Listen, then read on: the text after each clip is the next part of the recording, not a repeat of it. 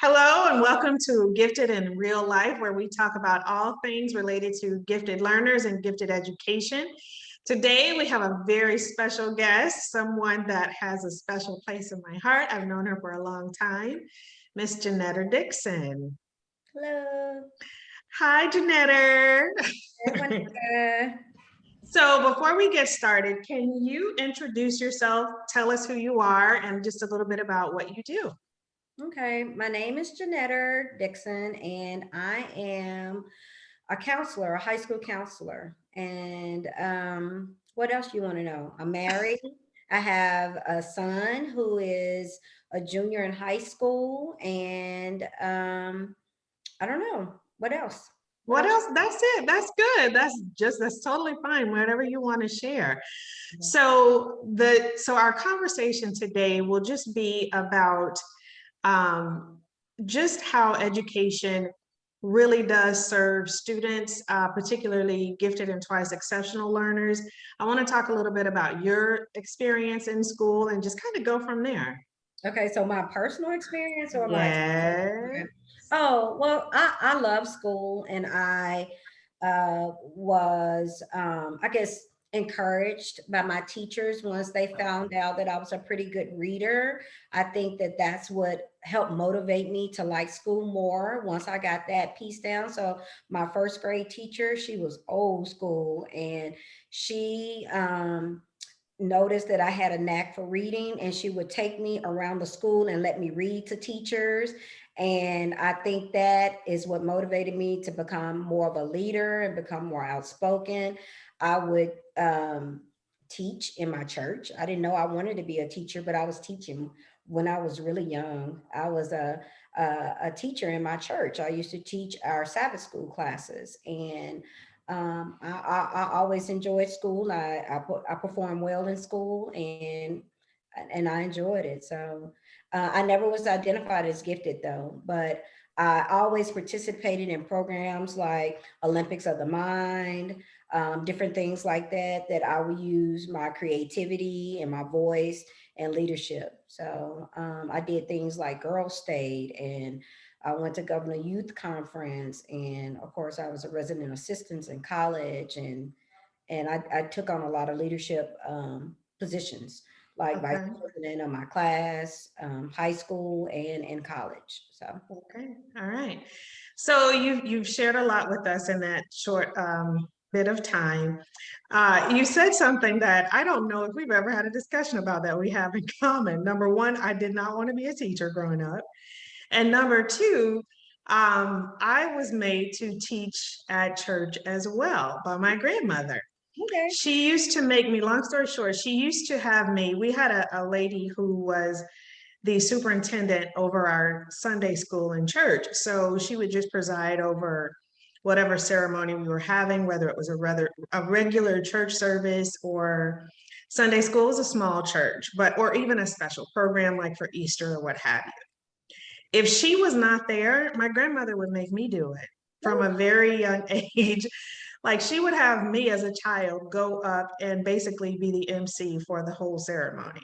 wow, And I'm not sure why she did that, but she also would make me volunteer me to teach Sunday school classes to teenagers who were older than I was. okay, And so I guess maybe it was in the back of my mind, but that's not what I initially had set out to do.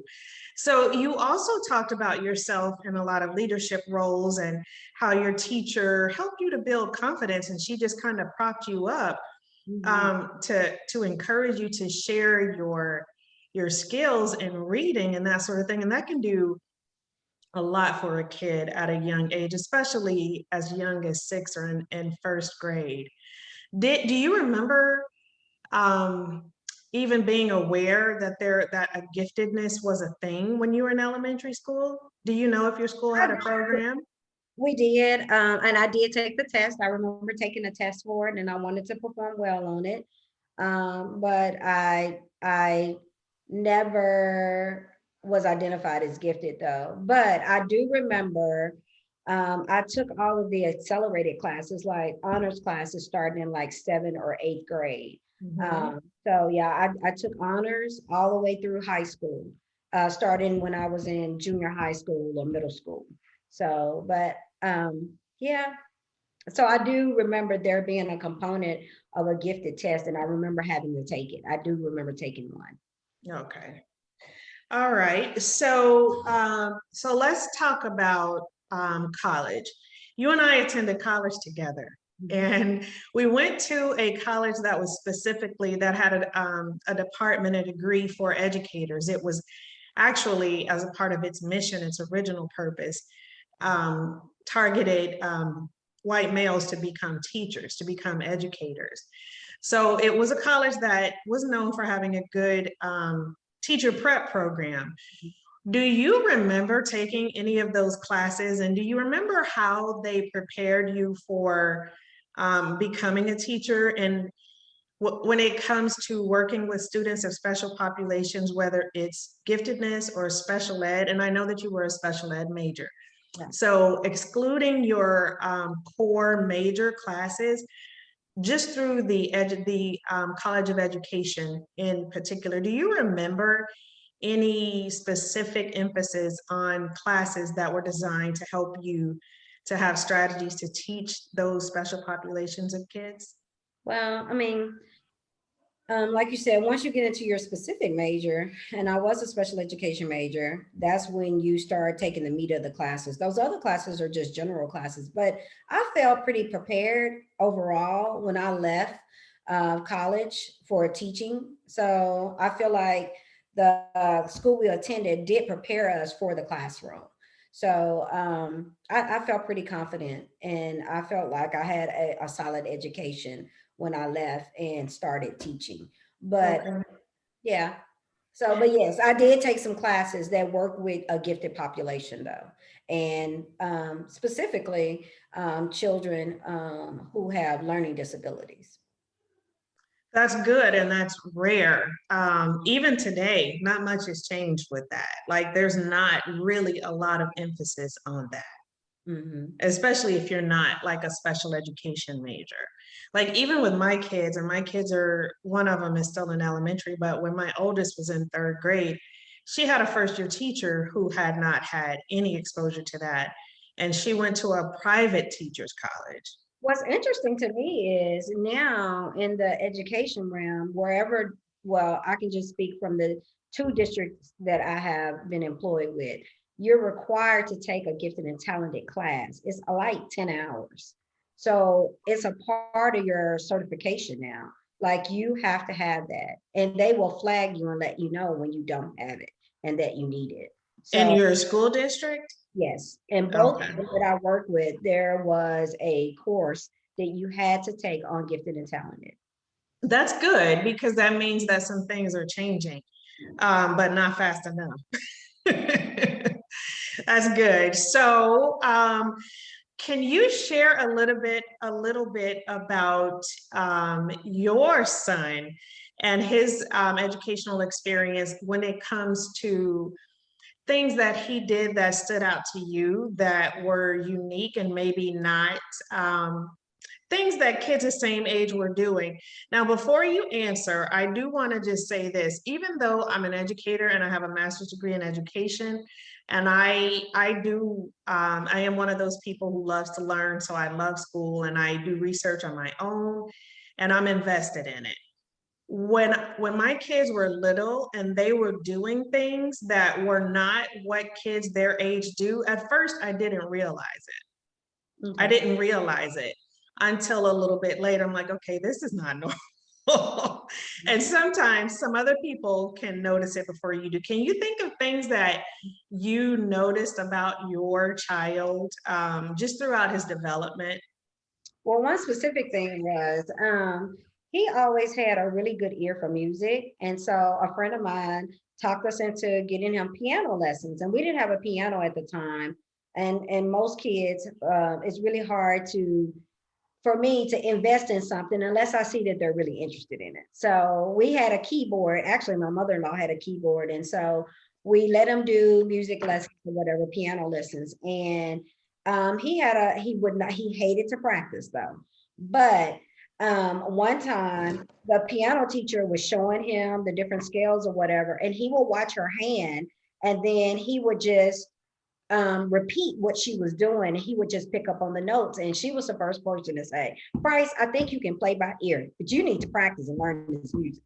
So that's one of the first instances that I remember. The other one is he is a gifted artist visually. So he was doing artwork. Let's say he was 7 and 8, but it looked like artwork of maybe a junior or senior in high school. And so I worked in a high school and I worked with art teachers, and I would take his work and they would say, oh, his work is so good. You should get him in the gifted and talented program, you know? And so I knew that, you know, he had a gift in that area. And so I started seeking out ways to help continue to motivate that gift or encourage it or, you know, nurture it. So we would sign up in the summertime for him to go to different camps and stuff so that he would continue to progress in that area. Yeah. And that's the whole point. Like, I was in a recent interview as well. And when it comes to giftedness, my main focus is not about how high somebody's IQ is. The most important thing for me is identifying these kids so that you can have a sense of their strengths and weaknesses. Yes. And as a parent and as an educator, you can help guide them, because if somebody is working with a kid that they don't know is gifted, they're going to miss some things, or they're going to misread some things, because they are a highly misunderstood population. And it can really get in the way of their progression. As a matter of fact, it can set them back. And it can make them shut down, because gifted kids are not always known for, they're not always known for standing out in performance, even if they have the capacity to. Right. Well, I'm glad you said that because I feel like that's been one of our greatest avenues to helping him to perform well in school was finding teachers and helping them to understand him as a learner. So like his third grade teacher, she was really good. They realized that he had a skill set that the visual arts was a really, really good skill set for him. And so they would incorporate things where he would be able to use that, and that would help build his confidence. And so that's helped us a lot for me to have that communication with his teachers when I see different things, let them know early on, hey, he's really, really good at this, you know, at his strengths. And so I'm grateful that he was in an elementary school where he had educators, teachers, and administrators that would listen to parents and take our feedback and try to couple him with teachers that would work with his strengths. So we were Yeah. fortunate. That's good, because a lot of teachers don't see it that way. A lot of them feel like they don't have the time to work with kids who don't fall into, I guess, what you would call a mainstream category. Um, so as an educator, let me have you put your educator hat on. Educator slash parent slash parent. I don't think you can ever take that off. It's always in your mind somewhere. But if you could speak to a parent who does have a child who's gifted, or maybe they're twice exceptional and they're struggling with something, like maybe they have dyslexia, or maybe they have dyscalculia or dyscalculia, however you want to pronounce that. And they're just not getting through to the teacher. Would you have any advice for them in that type of a situation?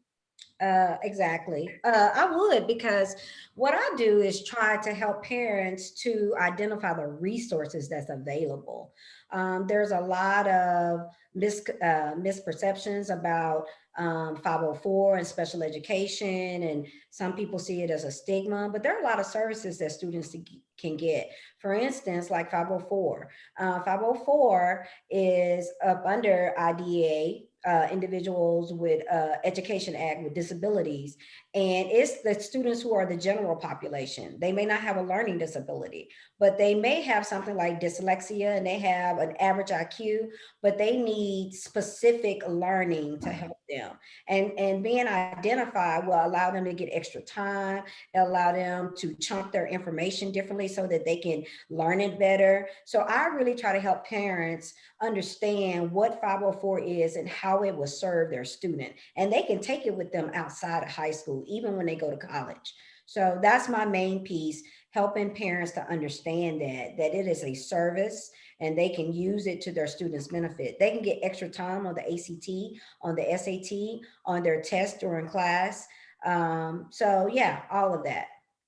So I'm going to ask you to put on another hat. So let's say you have a colleague who is a teacher who doesn't want to provide these services that this kid has been identified as needing, and they have a 504 plan in writing, or they have an IEP, but the teacher just won't implement them because they say the kid is lazy.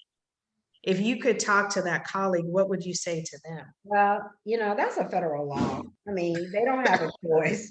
They have to show where they're, I mean, they do, but they better not fail them. And I know about it because I am going to ask them if they've been providing those accommodations and if they've been providing, following the plan, because that student has to have it. I mean, it's not that they're being lazy. I mean, I can say this because it's my child. My son is a student under 504, and it's because he has ADHD.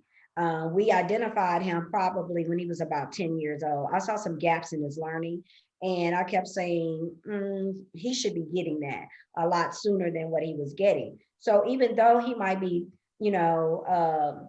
gifted artistically and athletically, he struggled in math because he just, one of those kids that struggle with executive functioning. So just organization and time management and those different things. And with math, it's so sequential and foundational. If you don't get the first thing, you're going to be lost on the second thing. So he's a kid that would just could not get those things, and so or was learning them a lot slower than other kids. So we broke down, we went and had the test done, and it did come back that he was ADD. He was mildly ADD, and we tried lots of different things.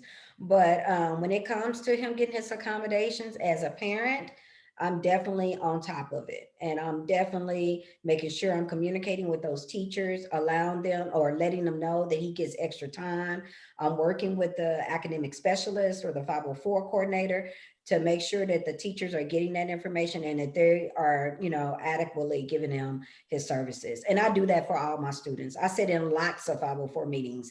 And when they ask me about a student needing extra time, or I find out what the disability is, and I know like dyslexia or even with ADD, those kids need more time. It's not that they're being lazy. They might process the information a lot slower. And a lot of them get anxiety. They're very anxious. Like Absolutely. math, my son, he was not performing as well on his math test because he was feeling rushed. Well, Yes. as soon as we identified that and he was able to go to the academic specialist to do his test, he began to make better grades because he didn't feel the pressure or feel as nervous about getting finished.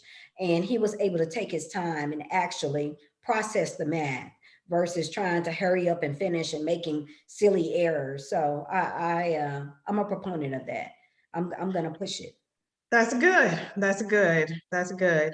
So not all kids have a parent who is an educator and who understands how to navigate through the system. What advice would you have for parents when they are going to a 504 meeting or an IEP meeting? I see in a lot of my groups, I see a lot of parents who are going into those meetings, and it may not even be the first one that they've gone to, but they go into it with a high sense of anxiety because they feel like on the other side of the table, they're going to be ganged up on. And they feel like they're going to get pushback for the services that their kid needs. How would you advise them to come into the meeting prepared? Well, for me, I think that like if they can get outside testing, a lot of times that helps. Because they don't have to wait on the school to get it. They already have someone to provide that information, reading over those reports, understanding those reports, and most importantly, showing how it will benefit their student and help make their student more successful with it than without it. So I think that's one of the things I think that parents need to do, and just be persistent. If they see that their kid is struggling, I think they need to persistently speak with a teacher, speak with a counselor about, you know, their child's grades. Stay on top of your students' grades. Stay in communication with your students' teachers. I don't feel like educators, for the most part, are out there to deny student services. They just want to make sure that, you know, there is a lot of people who understand that there are services, and some people are trying to take advantage of it and kind of get ahead, you know, to make their kids' test scores a lot better. But on the flip side, there are a lot of parents who just don't know what to do, and they just want to get help for their kids. Now, I saw your expression, and I'm gonna tell you, I agree with you in the terms of giftedness when it deals with out of the realm of special education, because I dealt with that too. I thought about my son being gifted, but I was talked out of it. I want to talk about that later. Yeah, I was I'm going to come back talked to out of it. that Yeah, I because was that's talked out of it. And they were like, oh, he, you know, he's not gifted, or, you know, those kids do certain things and they this and they that. But you know, again, like I said, the preparedness part, do your own testing. You know, if the school doesn't want to do it, hopefully maybe you have insurance and they can do that for you. Go and get said. We had to pay for the test out of our pocket, even though we had insurance though. But it was important to me. So we paid the money. okay. On that note, sorry to interrupt you. I do want to, for our listeners out there who I think, I'm glad you said that they should get outside testing, because there is a way that you can get it filed on your insurance. I've done it twice and all I paid was $50 each for my kid when it's thousands of dollars for those tests. So what you need to do is you need to call up your insurance company and make sure that you have a category for like behavioral medicine, or it's under the same category that you would get counseling services if you needed to see a psychologist. And what you do is you ask for an evaluation to be done on your child that includes an IQ test as well as learning disability tests. You have to say it that way because there's a certain code that comes with that label, and you can apply it to your insurance if it's covered on that. Yeah, So we're probably gonna have to have him retested because it's like his 3-year evaluation. I wish they would stop that too. Like, stop testing these kids. I mean, So, I mean, that's good to know because I'm like, oh, I mean, I wanted to go back to the place where he had originally been tested, but they're not even like available, or they rearranged it some kind of way. He went through Children's Hospital, but that particular unit is not set up that way anymore. And so I have to figure out where to take him next. yeah, you and I can talk about that offline, but I want to also put out there a place that you can go to possibly see if you can find counselors in your area that would be good for this kind of testing, because I recommend that people go to a neuropsychologist because they tend to give you more of a 360 view of everything when it comes to strengths and weaknesses. It's just a more comprehensive evaluation. And you even have to vet those too, because they're not all created equally. But there is a website that you can go to. It's called Hoagie's Gifted Learners or something like that. It's Hoagies and Gifted, HOAGIES. And they have a lot of information that is for gifted education, but they also have a like a special section that lists specific doctors that are good to do evaluations of this sort. So that's something that's like nationally. Yeah, they have them listed by state. So you just click on your state, and they, yeah, like they even have schools listed there that are good for gifted learners and stuff like that.